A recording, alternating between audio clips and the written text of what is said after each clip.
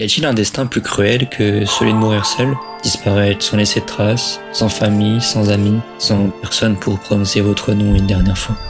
Et lorsque votre cœur s'apprête à battre pour la dernière fois, il ne reste qu'une seule émotion, le regret. Le regret de n'avoir jamais vraiment vécu. C'est ainsi que s'achève l'existence d'un homme, anonyme, brisé. Du moins, c'est ce qu'il croyait, car au moment où tout s'éteint, quelqu'un attendait déjà de l'autre côté. Une famille. Pour la première fois de sa vie, il allait enfin avoir une seconde chance. Ce qui va suivre n'est pas l'histoire d'un héros, mais celle d'un homme qui apprend enfin à vivre. Je vous présente Mushoku Tensei.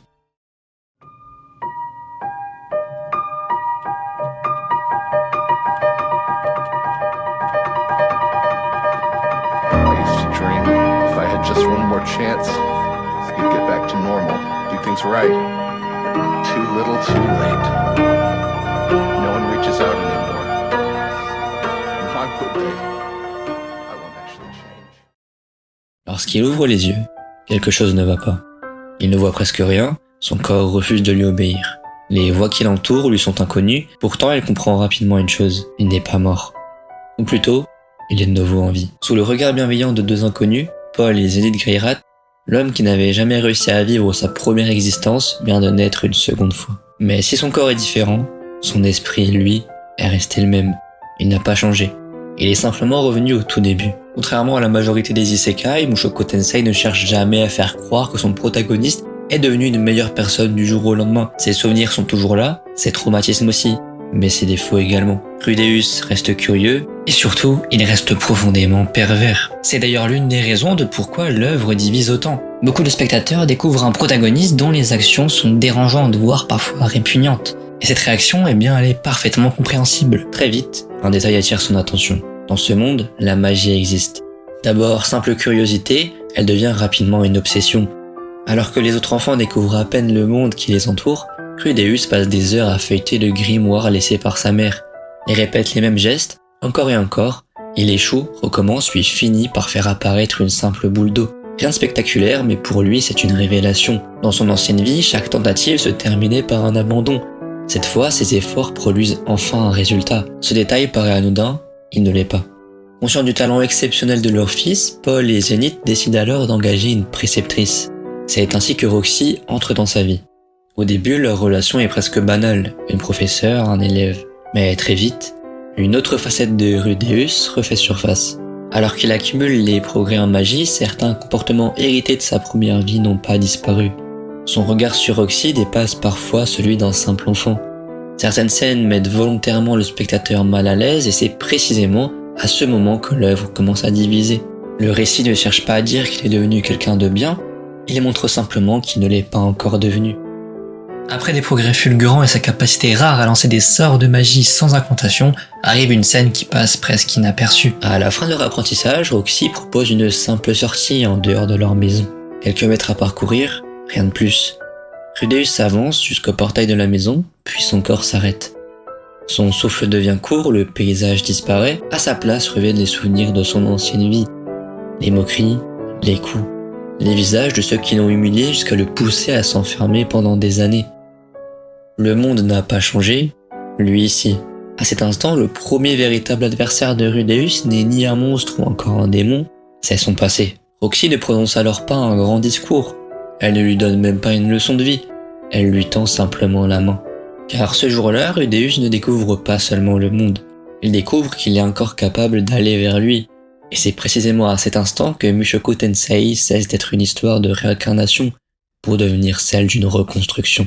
Car derrière les murs du domaine des Greyrat ne se trouvait pas seulement un nouveau pays, il y avait un monde, des plaines infinies balayées par le vent, des montagnes qui semblaient toucher le ciel, des villages perdus au milieu des forêts, des aventuriers racontant leurs voyages dans les tavernes, des marchands traversant les routes avec leurs caravanes. Pour Rudeus, qui avait passé près de 20 ans enfermé dans une seule chambre, chaque découverte ressemblait à un miracle. Et c'est probablement là que Mushoku Tensei se distingue de beaucoup d'autres isekai. La plupart utilisent leur univers comme un simple décor, un terrain de jeu pour leur héros. Ici, le monde semble exister indépendamment de lui. Les habitants vivent leur vie, les royaumes poursuivent leurs conflits, les aventuriers accomplissent leurs quêtes. Même lorsque Rudeus est absent, on a constamment le sentiment que quelque chose continue de se produire ailleurs. Et c'est justement à cette période que Paul lui annonce une nouvelle.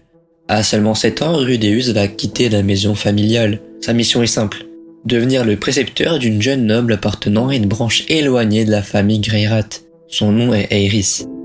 Leur première rencontre est explosive. À peine arrivé, Aerys lui saute dessus et le frappe sans la moindre hésitation. Le contraste est presque comique. D'un côté, Rudéus réfléchit constamment avant d'agir, de l'autre, Aerys agit avant même d'avoir réfléchi. Pour gagner sa confiance, il imagine alors un faux enlèvement destiné à lui donner l'occasion de la sauver. Une idée aussi brillante que catastrophique, car les faux ravisseurs décident d'abandonner le plan prévu pour transformer cette mise en scène en véritable kidnapping. Pendant quelques instants, Rudéus comprend qu'il vient peut-être de provoquer sa propre mort. Mais malgré ce départ chaotique, une étrange complicité finit par naître entre eux. Jour après jour, Rudéus enseigne les mathématiques, la lecture et la magie à Aerys. En retour, Aerys lui apprend quelque chose qu'aucun livre ne pourra jamais lui transmettre, l'imprévu. Elle est impulsive, brutale, souvent incapable de cacher ses émotions. Là où Rudéus cherche à calculer chaque situation, Aerys agit avec son cœur. Ils se transforment mutuellement, l'un apprend à réfléchir, l'autre apprend à lâcher prise. Pendant ce temps, une autre figure attire rapidement l'attention, Ghislaine, ancienne aventurière et maître d'épée d'Aerys. Son apparence impressionne immédiatement, mais son rôle dépasse largement celui d'un simple garde du corps. Par sa seule présence, elle rappelle constamment que ce monde est magnifique, mais qu'il reste profondément dangereux. Chaque voyage comporte un risque, chaque forêt peut cacher un monstre, chaque route peut mener à une tragédie. Et pourtant, jamais Rudéus n'a autant eu envie d'explorer cet univers. Et lorsque nous commençons à croire que cette nouvelle vie sera paisible, le ciel s'illumine. Pendant quelques instants, le temps semble s'arrêter. Au-dessus du royaume de Fitoa flotte une immense sphère lumineuse. Sa taille est démesurée, presque irréelle, les habitants lèvent les yeux sans comprendre ce qu'ils contemplent. Personne ne fuit, personne ne crie, parce que personne n'imagine encore que sa vie est sur le point de basculer. Puis la lumière engloutit tout. En une poignée de secondes, le royaume disparaît. Le désastre de Mana frappe avec une violence presque indifférente. Il ne distingue ni les nobles, ni les paysans, ni les enfants. Il efface, simplement. Lorsqu'il reprend connaissance, Rudéus n'entend plus les domestiques du domaine des Boréas. Les jardins ont disparu, les repères aussi. À leur place s'étend une terre aride, hostile, totalement inconnue. À ses côtés, Aerys est vivante, mais ils sont seuls. Cette scène, elle marque une rupture fondamentale dans l'univers de Mushoku Tensei. Jusqu'ici, le monde semblait immense, magnifique et accueillant. On prenait le temps d'admirer les paysages, de découvrir les villes et de rencontrer leurs habitants. L'anime dans son entièreté nous avait invités à nous attacher à cet univers. Puis, sans prévenir, il nous rappelle qu'il ne nous appartient pas. Le monde ne s'est pas transformé, il montre simplement une facette que nous n'avions pas encore découverte. Et c'est précisément ce qui rend cette catastrophe aussi marquante. Elle ne détruit pas simplement le quotidien de Rudéus, elle brise aussi l'illusion que le spectateur s'était faite avec lui. Car pendant que nous découvrions ce monde avec émerveillement, lui continuait de tourner, indifférent, cruel et imprévisible. Pourtant, au milieu de ce chaos, quelque chose d'encore plus étrange se produit. Comme si le temps s'arrêtait une seconde fois, Rudéus se retrouve face à cette étrange personne vêtue de blanc, l'homme-dieu, Itogami. Il ne donne ni son identité ni ses véritables intentions et se contente de parler avec un calme presque inquiétant. Il conseille Rudéus, lui indique une direction, évoque un homme qu'il devrait rencontrer, et puis il disparaît. Cette scène ne répond à aucune question, elle en crée des nouvelles. Pourquoi cet être semble-t-il connaître l'avenir? Pourquoi s'intéresse-t-il autant à Rudéus? Et surtout, ses conseils sont-ils réellement désintéressés? À ce stade de l'histoire, l'œuvre refuse volontairement de répondre. Rudéus, lui, n'a pas vraiment le luxe de se méfier. Il suit les indications de cet inconnu. Et c'est ainsi qu'il rencontre Ruygerd Superdia, un homme dont le simple nom suffit à faire fuir la plupart des habitants de ce monde. Depuis des siècles, les Superdia sont décrits comme des monstres, des guerriers responsables d'atrocités, des êtres auxquels il ne faudrait jamais accorder sa confiance. Rudéus hésite, car parfois les monstres ne sont pas ceux que les histoires nous ont appris à craindre. Le continent démoniaque n'a rien d'un terrain d'entraînement, chaque journée est une lutte. Les monstres rôdent à quelques mètres des villages, les routes sont presque inexistantes. Et la moindre erreur peut condamner un voyageur qui ne reverra jamais son foyer. Pour Rudéus, rentrer chez lui n'est plus une aventure, c'est une question de survie. Et pourtant, c'est ici qu'il va rencontrer celui qui changera définitivement sa manière de voir le monde. À première vue, tout pousse à s'en méfier. Sa carrure imposante, sa lance, ses cheveux d'un vert éclatant, mais surtout son nom. Puis subitement, Rudyard parle. Et en quelques minutes, il détruit complètement son image de monstre. Il ne cherche ni récompense ni reconnaissance et veut simplement protéger 2 enfants qu'il ne connaît même pas. Très vite, un problème apparaît. Chaque fois que quelqu'un apprend que Rudyard est un superbe, les réactions sont les mêmes. La peur, la fuite, le rejet. Impossible de trouver du travail, impossible de gagner de l'argent, impossible même de discuter. Alors Rudeus prend une décision. Il crée un groupe d'aventuriers, Dead End.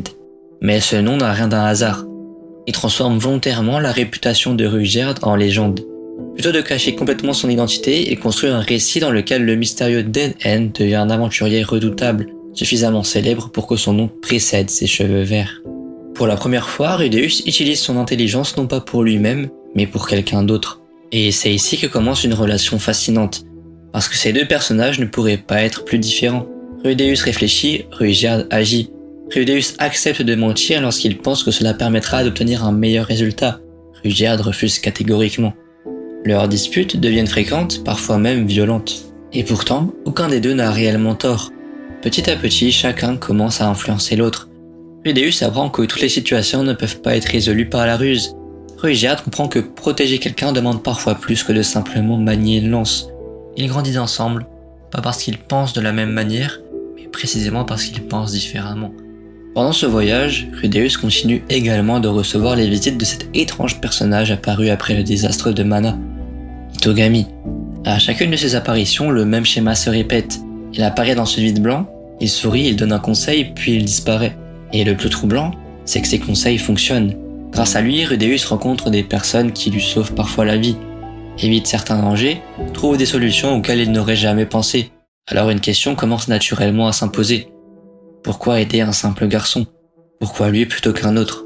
Itogami ne demande jamais rien, du moins en apparence, et c'est précisément ce qui le rend aussi inquiétant. Lorsqu'un personnage agit sans que l'on comprenne ses motivations, chaque geste devient suspect, et l'animé refuse volontairement de répondre. Il préfère laisser le doute s'installer, et plus le voyage avance, plus cette sensation grandit, comme si quelqu'un déplaçait discrètement les pièces d'un immense échiquier dont Rudeus ignore encore les règles. Les mois passent, Dead End traverse les villes, déserts et montagnes.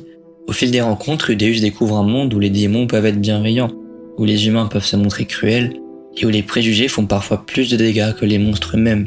Mais malgré tout ce qu'il apprend, une critique revient régulièrement chez une partie des spectateurs. Rudeus évolue, certes, mais évolue-t-il suffisamment? Car derrière son courage naissant, certains traits de sa personnalité demeurent. Et surtout, malgré l'ampleur du désastre de Mana, son objectif reste avant tout de ramener Aerys saine et sauve. Ce choix peut sembler naturel, après tout elle dépend entièrement de lui, mais beaucoup y voient aussi la preuve que Rudeus continue de regarder le monde à travers son propre prisme. Car pendant ce temps, ailleurs, des familles cherchent encore leurs enfants, des parents ignorent si leurs proches sont vivants, des villages entiers tentent de se reconstruire. Et Rudeus ne semble pas encore mesurer l'ampleur de cette tragédie. Après de longs mois de voyage, il retrouve enfin son père. Mais Paul ne lui laisse pas le temps de parler. Il explose. Sur le moment, la scène est déroutante. Nous avons traversé ce voyage avec Rudeus, nous avons vu les dangers qu'il a affrontés, les sacrifices qu'il a consentis. Instinctivement, nous prenons son parti. Puis Paul parle. Depuis le désastre de Mana, il parcourt inlassablement le royaume à la recherche des disparus. Il organise des expéditions, recueille des survivants, annonce parfois des décès. Chaque journée lui rappelle que des centaines de familles vivent encore dans l'incertitude.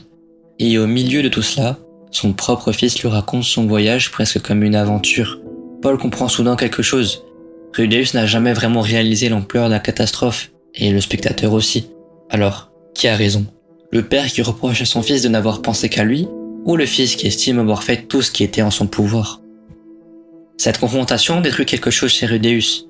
Pas son corps, pas sa confiance, mais son illusion. Illusion qu'il faisait toujours les bons choix. Car malgré toute son intelligence, malgré ses souvenirs d'une vie passée, malgré son immense talent, Rudeus reste encore incapable de comprendre complètement les autres. Il veut être quelqu'un de meilleur, mais vouloir changer ne signifie pas encore avoir changé. Pourtant, cette histoire ne se termine pas par une rupture. Parce que Paul, malgré sa colère, comprend lui aussi quelque chose. L'homme devant lui n'est plus seulement son fils. C'est quelqu'un qui a traversé l'enfer, quelqu'un qui, malgré ses défauts, a continué d'avancer. Et dans un moment de vulnérabilité rare, deux hommes blessés arrêtent enfin de se battre.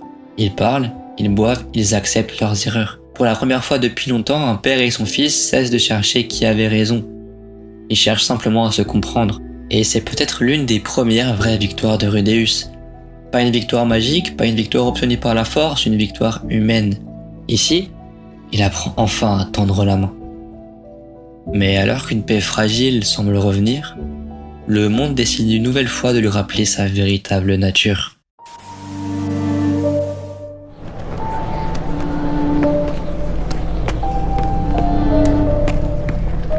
Sur la route, Rudeus, Eris et Rudyard croisent un homme dont le simple nom provoque la peur. Orsted, le dieu dragon. Au premier regard, Rudeus pense comprendre la situation. Il tente même de l'aborder alors que ses deux compagnons sont figés au sol.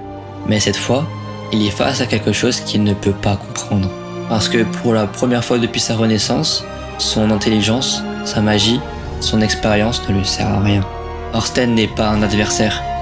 C'est une différence de niveau impossible à combler. En quelques secondes, Rudeus découvre une sensation qu'il avait presque oubliée. L'impuissance. Il n'est plus le génie qui maîtrise la magie, il n'est plus l'homme qui connaît le monde, il redevient simplement quelqu'un qui a peur de mourir. Et lorsque Rudeus réagit au nom d'Itogami, c'est déjà la fin. Mais alors que la mort était déjà là, un mystérieux personnage sauve Rudeus, le laissant simplement inconscient. Ce jour-là, son groupe frôla la mort. Mais malgré tout ce qu'il vient de vivre, les traumatismes, Rudeus tente de continuer d'avancer, car il a enfin une raison qui dépasse son propre intérêt. Retrouver Zenith, sauver sa mère, réparer ce qui peut encore l'être. Et sur cette route, il retrouve quelque chose qu'il croyait avoir perdu, un sentiment de normalité. Pendant un instant, tout semble enfin aller mieux. Et Eris est à ses côtés, ils ont survécu au dieu dragon. Au fil du voyage, quelque chose d'inattendu se produit. La relation entre Rudeus et Eris change. Mais c'est ici que l'œuvre va profondément diviser le public. Parce qu'une question revient ici constamment. Qui est réellement Rudeus ? Est-il un enfant qui recommence sa vie depuis zéro ? Ou est-il toujours l'homme qu'il était avant sa mort ? Car même si son corps renaît, son esprit conserve les souvenirs d'une existence passée. Ses connaissances, ses expériences, ses regrets. Et c'est cette contradiction qui rend certaines scènes extrêmement difficiles à accepter pour une partie des spectateurs. Lorsqu'il regarde Rudeus grandir, le spectateur ne voit pas forcément la même chose. Certains voient deux enfants qui découvrent progressivement leurs sentiments dans un monde fantastique, d'autres voient un homme adulte qui possède la maturité et la conscience d'une personne ayant vécu plusieurs décennies. Entretenir une relation avec une personne qui n'a pas encore atteint cet âge. Et c'est précisément ce décalage qui est au centre de la controverse autour de Mushoku Tensei. Au contraire, elle rappelle constamment qu'elle existe, son traumatisme, son passé et ses regrets. Mais cette décision narrative, elle a un prix. Car si l'on accepte de voir Rudeus comme un homme qui tente de réparer une vie gâchée, il faut aussi donc accepter de regarder un homme qui transporte encore ses défauts et ses regrets de son ancienne vie. Et c'est exactement là toute l'ambiguïté du personnage. Rudeus n'est pas écrit comme un héros parfait qui découvre un nouveau monde. Il est quelqu'un qui renaît mais sans réellement être nouveau. Son corps change, son environnement change aussi, mais son esprit, lui, doit encore affronter ce qu'il était. Et c'est ce qui peut rendre son évolution intéressante pour certains spectateurs. Ils ne voient pas un personnage déjà bon qui accomplit de grandes choses, ils voient quelqu'un qui commence très bas et qui lentement tente de devenir meilleur. Mais pour d'autres, certaines actions sont une limite impossible à franchir. Peu importe ses efforts futurs, peu importe son évolution. Certains spectateurs considèrent que certaines actions ne peuvent pas être effacées par une simple progression personnelle. Après avoir passé une nuit ensemble, quelque chose a changé. Et Eris n'est plus là. Il ne reste qu'une lettre, quelques mots et une absence. Elle l'aime, mais elle est aussi devenue dépendante de lui, et elle refuse que leur relation continue ainsi. Elle veut devenir assez forte pour être son égale, pas son poids, pas son problème. Alors elle part, sans comprendre qu'en faisant cela, elle reproduit exactement la blessure que Rudeus porte depuis sa première vie, l'abandon. Car Rudeus ne voit pas une décision courageuse, il voit simplement quelqu'un partir, encore. Et lorsque son regard se pose sur cette lettre, une vieille peur revient. Celle qui n'avait jamais réellement disparu. Peu importe le monde, peu importe la nouvelle vie, peu importe les efforts accomplis, peut-être qu'il est toujours destiné à être seul. Et c'est ainsi que s'achève une nouvelle étape de la vie de Rudeus. Il avait quitté son ancienne existence en regrettant de ne jamais avoir vécu, il avait obtenu une seconde chance, il avait découvert un monde magnifique, il avait trouvé des amis, une famille, de l'amour. Mais il apprend maintenant une vérité difficile. Obtenir une seconde chance ne signifie pas que la vie cessera de faire du mal. Après une première saison portée par le voyage, les combats et les catastrophes, l'œuvre ralentit brutalement. Beaucoup de spectateurs y verront une baisse de rythme, d'autres parleront même d'une saison où il ne se passe plus rien. Pourtant, ce choix est loin d'être anodin, car le plus grand combat de Rudeus n'est désormais plus contre le monde extérieur, il est contre lui-même. Pour tenter d'oublier Aerys, Rudeus reprend la route. Il devient aventurier et rejoint temporairement Counter Arrow, une guilde d'aventuriers. En apparence, tout semble reprendre son cours, les missions s'enchaînent, les monstres tombent, il fait la rencontre de Sarah, une jeune aventurière avec qui une relation commence timidement à naître. Pendant un instant, on croit assister au début d'une nouvelle histoire, mais Rudeus est incapable de tourner la page. La blessure laissée par Aerys est toujours ouverte, au point que son corps lui-même finit par en porter les stigmates. Il est incapable d'avoir un rapport sexuel. Son impuissance devient alors l'un des sujets les plus discutés de cette saison. À première vue, cela peut sembler presque absurde. Consacrer autant de temps à ce problème a valu à l'anime de nombreuses critiques, mais réduire cet arc à cela serait peut-être passer à côté de son véritable propos. Le symptôme visible d'un homme qui, malgré sa seconde vie, n'a jamais réellement appris à gérer l'abandon. Cette fois, aucune magie ne peut le sauver, aucun talent ne peut résoudre son problème, il n'existe ni raccourci ni sortilège, seulement le temps. C'est alors qu'une lettre vient bouleverser son quotidien. L'université de magie de Ranoa souhaite l'accueillir. L'endroit est bien différent de tout ce que Rudeus a connu jusque-là. Pour la première fois, il entre dans un lieu où personne ne cherche à le tuer, où les journées sont rythmées par les cours, les recherches et les rencontres. Après des années passées à survivre, il commence enfin à vivre. Il retrouve Zanoba, rencontre Cliff, croise l'imposant Badigadi, mais parmi tous ces visages, l'un d'eux attire rapidement son attention. Fitz, le mystérieux garde du corps de la princesse Ariel, le visage caché derrière ses lunettes, calme, discret, presque effacé. Pourtant, chaque fois que Rudeus vacille, Fitz est là, toujours au bon moment, toujours avec les mots justes, il semble le connaître mieux que quiconque. Mais Rudeus, lui, ne remarque rien. Nous comprenons bien avant lui que Fitz n'est autre que Sylphiette, la petite fille timide avec qui tout avait commencé. Le désastre de Mana l'a transformée, ses cheveux sont devenus blancs, sa voix a changé, son regard aussi.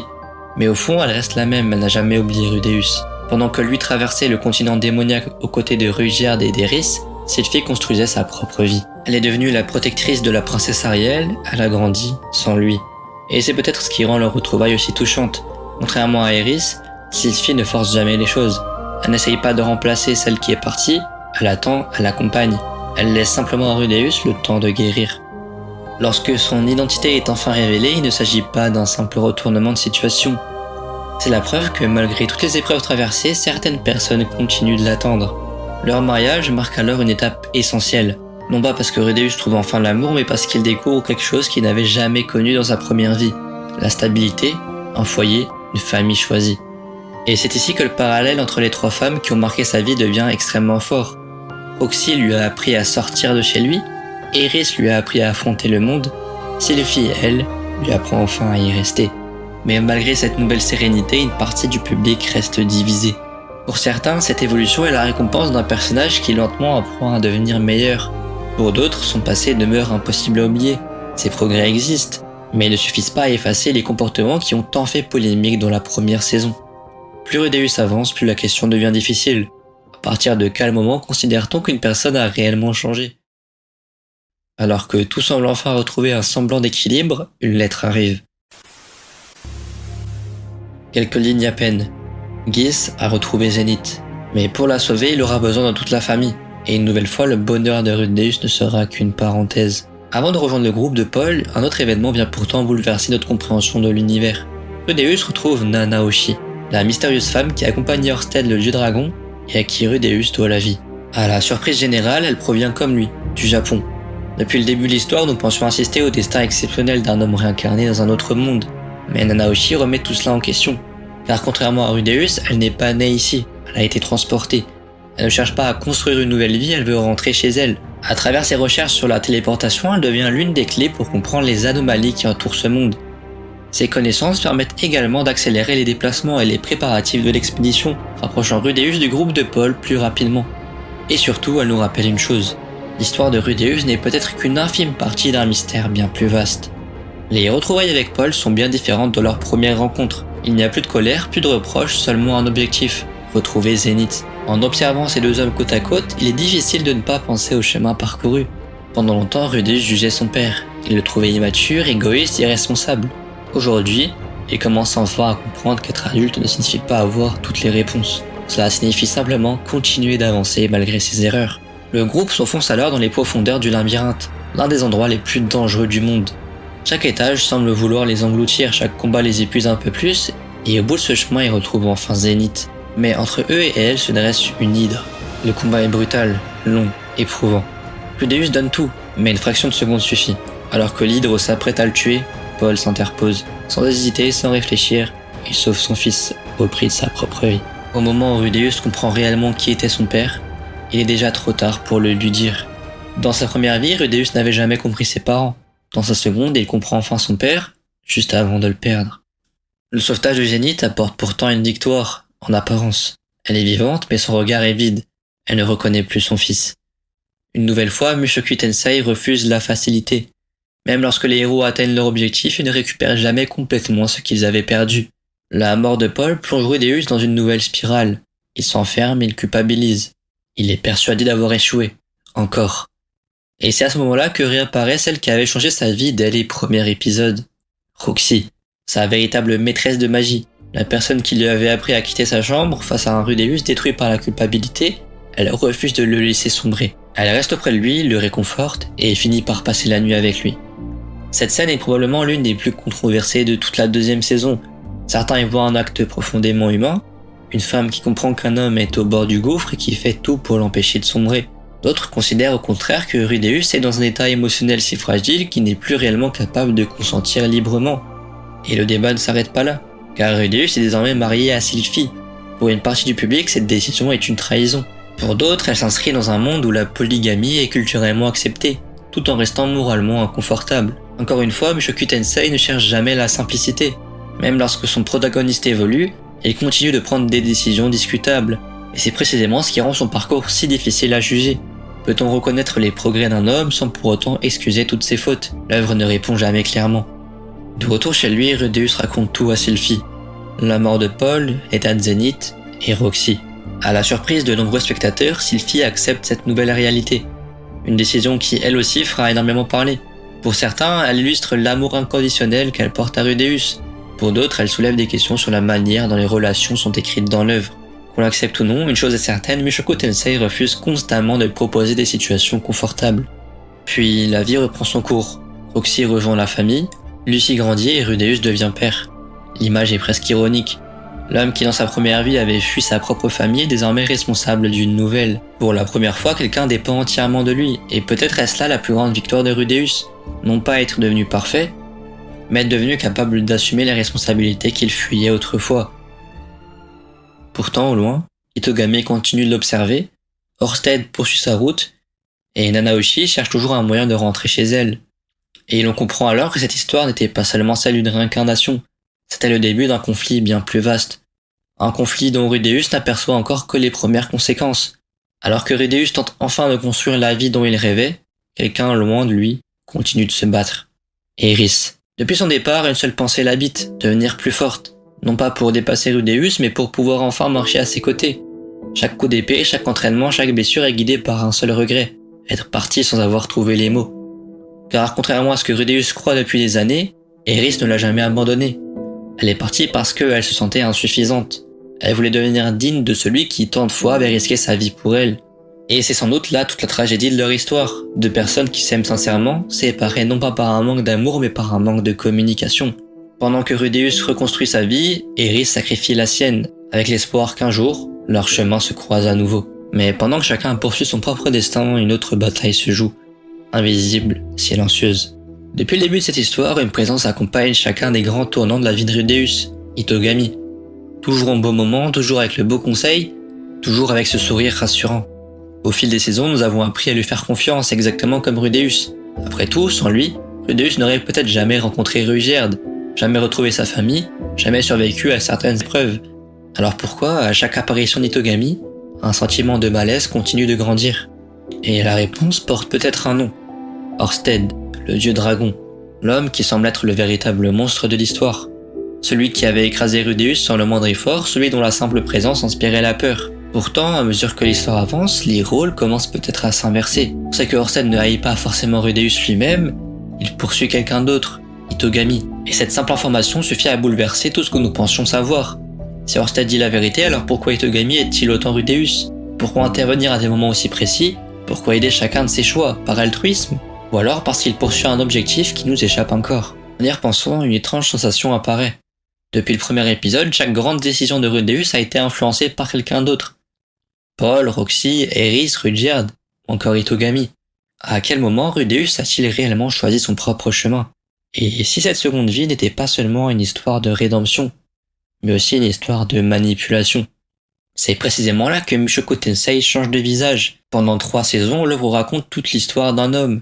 Ses erreurs, ses traumatismes, ses progrès, ses controverses. Mais désormais, l'horizon s'élargit. Le monde révèle peu à peu des enjeux qui existaient bien avant sa naissance. Et une question commence à prendre toute la place. Rudeus est-il réellement le héros de cette histoire? Ou seulement une pièce sur un échiquier bien plus grand que lui? Au début de cette vidéo, je vous posais une question. Existe-t-il un destin plus cruel que celui de mourir seul? Et après avoir traversé toute cette histoire, je crois finalement que oui. Le destin le plus cruel, ce n'est pas de mourir seul, mais plutôt d'avoir une seconde chance. Car une seconde chance ne vous transforme pas forcément en quelqu'un de meilleur. Elle vous oblige simplement à vivre assez longtemps pour affronter à nouveau les conséquences de la personne que vous étiez. Et c'est exactement ce qu'est Mushoku Tensei. Pas l'histoire d'un héros, pas même celle d'une rédemption, mais celle d'un homme qui passe toute sa vie à essayer de mériter une existence qu'il n'aurait jamais dû recevoir. Et c'est précisément pour cette raison que, après 10 ans après sa publication, Mushoku Tensei continue autant à diviser. Parce qu'il ne cherche jamais à rendre son protagoniste facile à aimer. Il demande au spectateur quelque chose de bien plus inconfortable. Le regarder changer et décider si, à lui seul, cela suffit pour l'accepter.